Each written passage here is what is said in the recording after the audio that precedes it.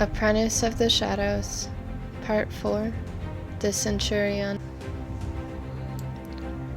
The Centurion steamed, flooding the chamber with warmth and fog.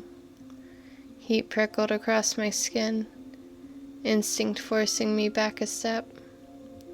Claudia didn't move. She braced, shield raised, shoulders squared in that immovable way of hers. Her bear, who she fondly called Mauler, surged from the ether at her call, a massive, spectral form solidifying into flesh and fur beside her. Its roar ricocheted through the chamber, a challenge no machine would ever understand, but it didn't need to. It charged anyway. "Buy me time!" I shouted, already moving. Claudia's answer was a wordless battle cry as she and Mauler plunged forward. The Centurion reacted with terrifying speed, its hammer arms sweeping out in a broad arc. Claudia ducked beneath it, barely, but the blow caught Mauler full in the ribs. The beast tumbled across the stone with a pained grunt, but rolled back to its feet, growling low. I circled to the flank, daggers drawn, keeping light on the balls of my feet as the construct pivoted with that unnatural, perfectly balanced movement. No wasted motion, no hesitation, and no weakness my poisons could exploit. Fine, I had other tricks.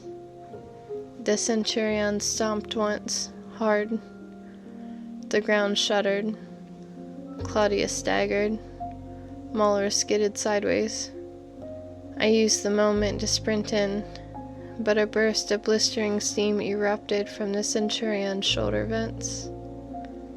I cursed and threw myself into a slide, skimming under the cloud, feeling the heat lick across my armor. I came up behind the machine, daggers ready, and struck for a seam beneath the back plating. Sparks flew. My blade barely nicked the surface. Damn it. The Centurion twisted with impossible precision, its hammer already descending. I threw myself clear as it slammed the ground where I'd been standing, stone bursting into shards. Claudia intercepted the follow-through, shield raised. The force drove her to one knee, but she held, always holding. "Go!" she barked through gritted teeth. I didn't waste the opening. I flicked a vial from my belt, this one filled with a vicious, shimmering blue fluid. Not poison, dissolution compound. Alchemical acid potent enough to chew through tempered Dwemer alloy, if given the chance. I vaulted onto the broken stone of an old pillar, using the extra height to launch myself at the machine. The Centurion shifted, too slow to fully adjust. I crashed onto its shoulder plating, fingers scrambling for purchase. It bellowed its horrible, grinding roar and began to spin. "Oh, no you don't." I slammed the vial down into the vent cluster behind its head. The glass shattered. The compound hissed violently, bubbling as it ate through metal. Steam geysered around me, scorching hot. Claudia saw it. "Saren, jump!" I pushed off an instant before the Centurion's arm swept upward, rolling in the air and landing hard beside Mauler. The beast huffed, nudged my shoulder once as if asking if I still lived. "Still alive," I said quietly, working on staying that way. The Centurion staggered, gears grinding as the corrosion spread, but it wasn't enough to stop it. Not yet.